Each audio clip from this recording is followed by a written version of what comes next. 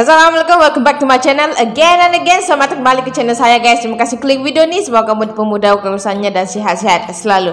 Jadi topik kita hari ini kita akan sentuh sedikit lah pasal musik Malaysia dan Indonesia yang macam biasalah sentiasa menjadi perdebatan setiap tahun. Yang dimana kalau saya lihat ya sekarang lebih banyak orang Indonesia tuh suka lagu 90-annya Malaysia. Orang Malaysia pula suka lagu yang terkini daripada Indonesia. Begitulah. Tapi musik adalah general guys, masing-masing punya pendapat, masing-masing punya pembicaraan yang kita tidak boleh bantah. Dan ya, minat masing-masing ya guys, tidak boleh dipaksakan. Jadi ini ada salah satu video daripada channel 7 ketika Indonesia dijajah musik Malaysia, dibahas tuntas. Macam mana nih guys, biasa kalau namanya dijajah ini sedikit sensitif ya. Tapi ini tentang musik guys, sama-sama kita boleh terima ya. Anyway, jangan marah-marah, hanya malah. Let's go to the video.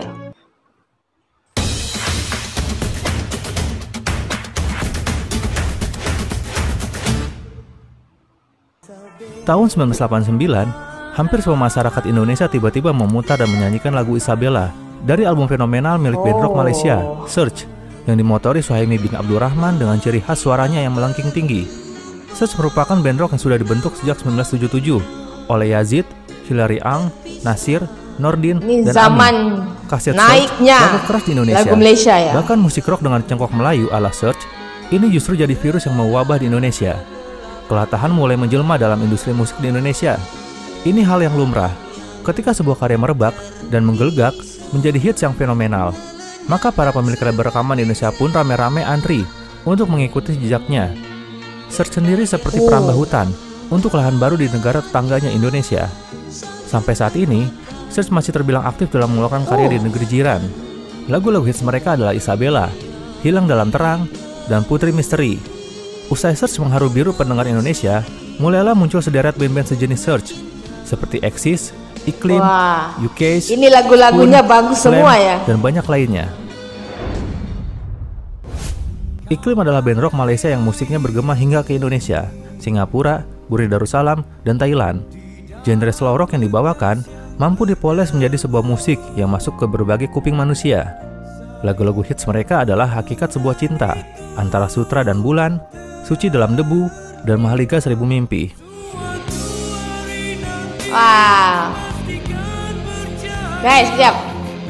Walaupun saya bukan lahir di zaman yang begini ya, tapi dia punya lagu-lagu tuh kan dia boleh menusuk ke jiwa anak muda begitu.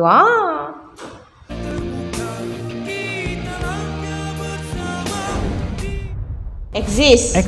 Mantap ini. Baru ini sudah dibentuk sejak tahun 1991 dan memulai perjalanannya lewat lagu Untukmu Ibu.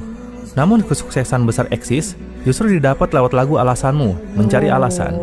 Lagu-lagu hits lainnya seperti Bui Jadi Permadani, Dirantai Digelangi Rindu, dan Mengintai Dari Tirai Kamar. Ini lagunya top-top ya.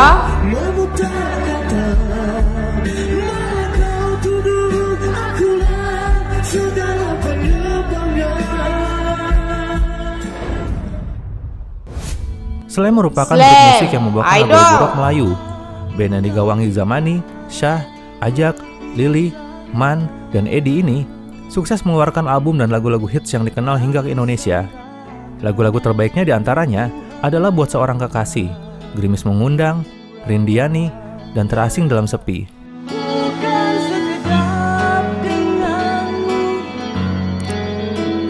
Ini, wah, dari dulu sampai sekarang ramai ya dia punya fans. UK's atau dikenal juga dengan UK's adalah band rock asal Malaysia yang dibentuk oleh Saari Amri pada 1986. Band ini menuai kesuksesan besar ketika album Bisa Berbisa meledak di pasaran pada tahun 1994. Lagu-lagu seperti Cinta Itu Buta, Di Sana Menanti, Di Sini Menunggumu, Kekasihku, Seksa, dan Sembilu pun akhirnya dikenal luas.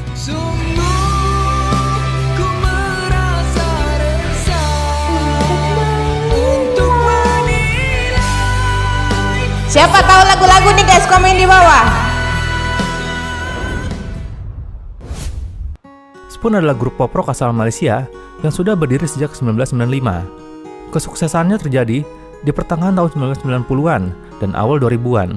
Di antara single-single yang paling terkenal dari grup ini adalah Rindu Serindu Rindunya, Puncak Rindu Kasih Sayang, Memori Sekundum Rindu, Sekali Lagi, mengecap bahagia, dan bicara cinta.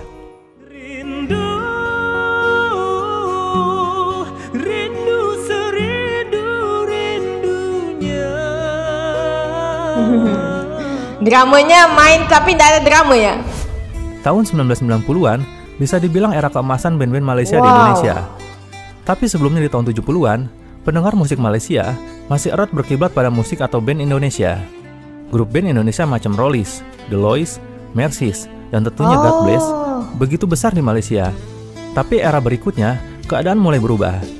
Adalah Ali Bakar, anak muda jebolan Syracuse University, Amerika Serikat, yang punya obsesi memajukan musik rock di Malaysia.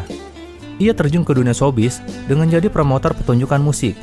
Industri musik Malaysia diguncangnya dengan menghadirkan puluhan artis dan grup rock kelas dunia. Kendati tak mudah, Ali Bakar berhasil mengeluarkan ya, dia punya apa tuh yang orang suka ialah Indonesia, Malaysia, Indonesia. Dia sentiasa naik ya. Rock di Malaysia. Tapi Ali Bakar tak melulu jadi agen musik barat. Karena tahun 85, ia mulai menggarap dan menampilkan band-band asli negeri jiran. Hingga muncullah band-band seperti Left Handed, Search, Ella and the Boys, Wet Steel, dan masih banyak lagi. Band-band ini tak hanya diboyong Ali ke panggung, tapi juga ke dapur rekaman.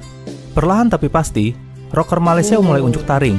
Buah manis yang dipetik rocker Malaysia tidak didapat dengan cara instan. Mereka mengubah sistem yang ada agar musik Malaysia berjaya di negerinya sendiri. Sebut saja manajemen mereka yang rapi. Bagus ya dulu ya. Punya manajer yang tetap untuk mengurusnya mereka di panggung dan rekaman. Dan hal ini memang jadi yang paling vital. Paling tidak label-label rekaman dunia tak ragu menjalin kerjasama dengan mereka. Seperti yang dilakukan perusahaan WEA, EMI, BMG, dan Sony Music. Wajarlah jika rekaman-rekaman artis Malaysia bisa go internasional. Salah satu label rekaman yang mengedarkan musik rock Malaysia di Indonesia adalah Akurama Records. Selanjutnya, muncul bersamaan label rekaman lain dari Indonesia yang mengedarkan album rock Malaysia seperti Blackboard, Musika Studio, EMI, dan lain-lain. Album rock Malaysia di Indonesia. EMI itu memang dari Indonesia ya guys? Baru saya tahu ya. Pada umumnya menggunakan lagu andalan atau hit sebagai nama albumnya. Uniknya, mereka, musisi penyanyi band rock asal Malaysia, tidak terlalu mengetahui ternyata albumnya juga dipromosikan hingga ke Indonesia. Hasilnya, keuntungan dari penjualan album yang berada di Indonesia hanya diraup oleh pihak pengedar saja, tidak sampai ke musisinya. Sejatinya, band-band Malaysia ini memainkan genre musik hard rock dan heavy metal. Mereka hanya menyelipkan 3-5 lagu yang berirama slow di album mereka. Umumnya, lagu-lagu berirama slow dan bertema cinta ini yang dijadikan hit single.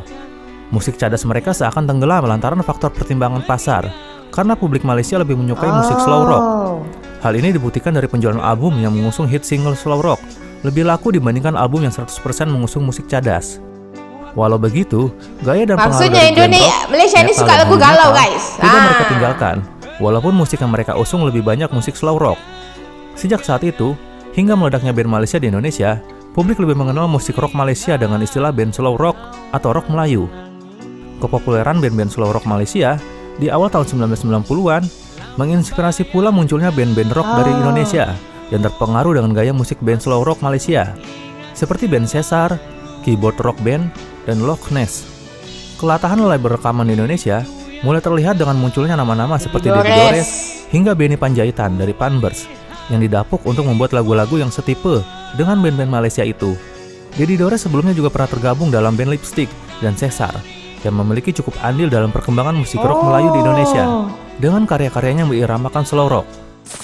Bahkan tak cukup sampai di situ, kemudian muncul kesepakatan menduetkan Ami Search dengan penyanyi pop rock wanita Indonesia, Inka Christy, dalam lagu ini Cinta Kita. Sejarah lagu dari tahun 1970 ke 90 yang tahun-tahun yang saya belum lahir, tapi sekarang lagu ini sentiasa di mana lah?